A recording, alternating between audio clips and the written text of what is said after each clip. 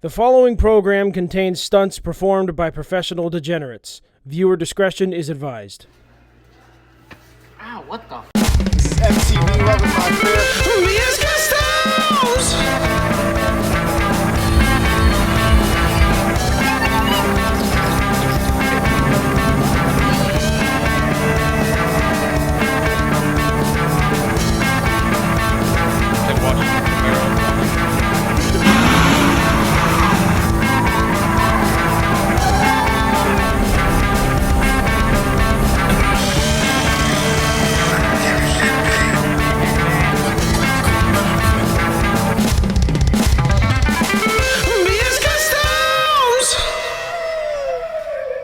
Okay, gang, so we put everything back together, you know, got it looking nice.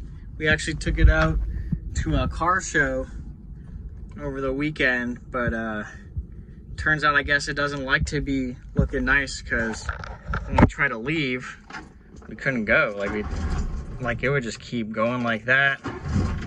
Nothing was happening, so we had to get it towed. We're doing a little research and found out that a potential issue could be the cold start valve, which is this guy right here. Super fun. We looked it up. It's like $400.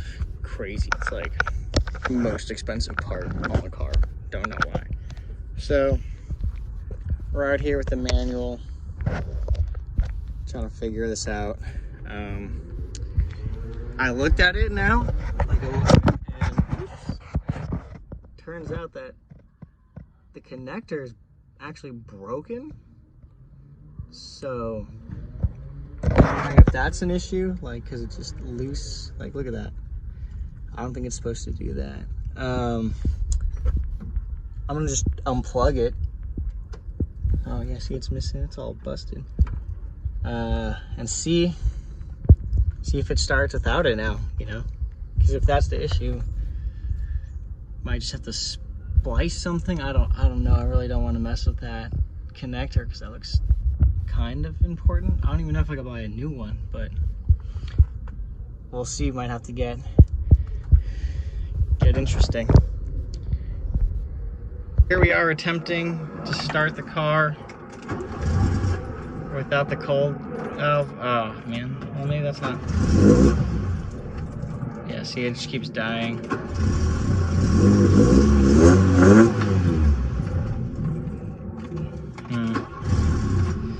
Well, I was hoping that was the issue.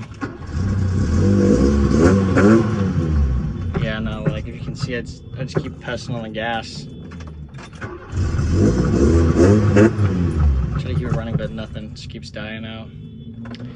Well, that's fun. Time for more research. Alright, so unplugging the cold start valve didn't work.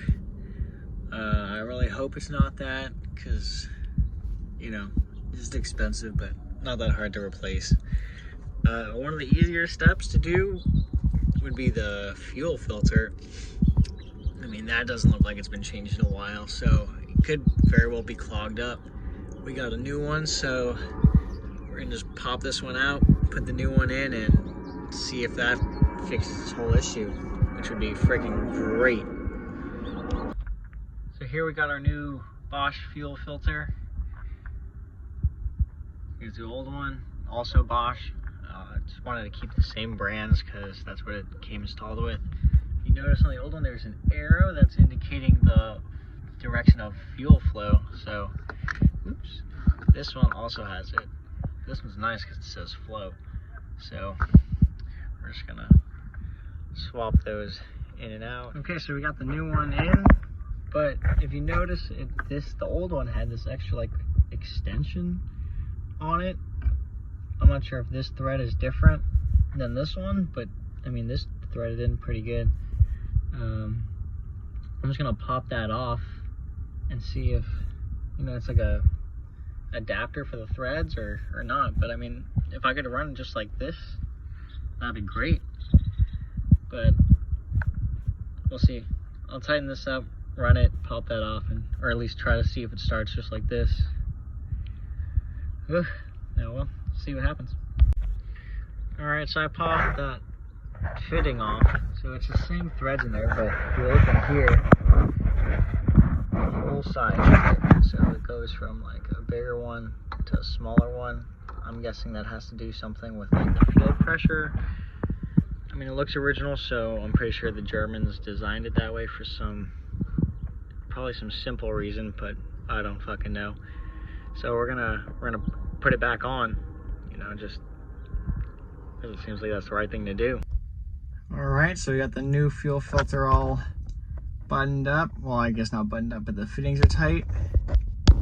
So let's see if the car starts. All right, I guess let it get some fuel because of the air gaps. Oh, let's give it a little gas. Nope. Still nothing. All right, well.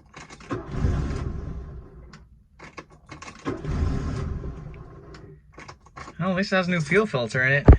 Time for more tests now. So we decided to test. I'm tired. That's too damn bad! Anyway, so we tried jumping this because it says that's how you test the cold start valve. Just jump a wire from here to there. It didn't work when we tried that, so I plugged it back in, and then we tried starting it up, and it starts up perfectly fine. Because it loves me only. Yeah. It's the only thing that loves you. Anyway. Well, it's debatable. So, yeah, it starts up fine. We tried turning it on and off again. You know, it's just exactly like your IT specialists tell you to do. And you know what? They're actually right. That's literally my line, but okay. Continue. It works. So what I think the issue is that the connectors were just, you know, had some corrosion and buildup on them. So right now we're cleaning these ones up. So pretty much all the connectors. So this is for the Thermo-Time Switch. I'm gonna do the cold start valve.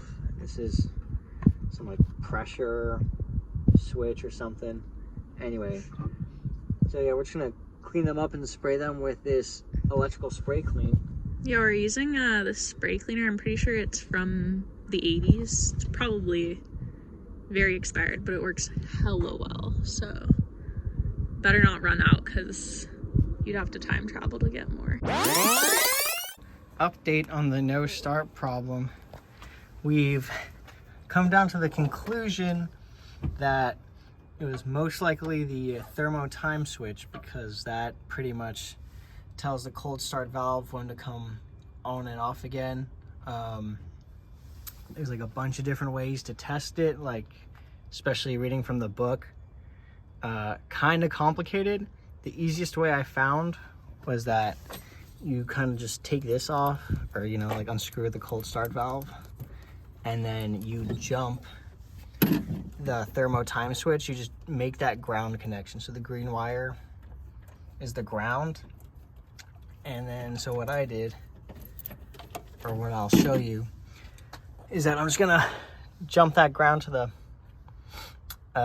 engine block, and then we're gonna see if this shoots off, and that's how we'll know if it's either the cold start valve or if it's a Thermo-Time Switch that the issue is. All right, so we have this grounded out to the engine block. We have that connected. Now if we want to try to start it up, we'll see if that sprays or not. You talking to me? Yeah. All right, so you see that that's sprayed, so we know that the cold start valve is good. So now with this, so this is a brand new one. These are very expensive. So dumb. We'll attach this back in here somehow. Oh, well, I turned that the wrong way. Ooh, well, that's not right. One sec. All right, so now with the new one in, connected, if we tried turning it over, this should do the exact same thing that I just did. All right, start it. Perfect. So before it wasn't spraying with this plugged in, so that's probably the easiest way to test these two to know which one is bad and which one is good. So yeah, there we go. Now you know. If it doesn't spray with that connected, it's most likely the Thermo-Time Switch. You don't have to do some like weird ass, you know, like fucking around trying to figure out like how to dissect this or determine what it is, you know. Just jump that right there to known ground, and that's how you know if the cold start valve or the Thermo-Time Switch is bad. Okay, let's see it with it all hooked up correctly. Should start. Sweet.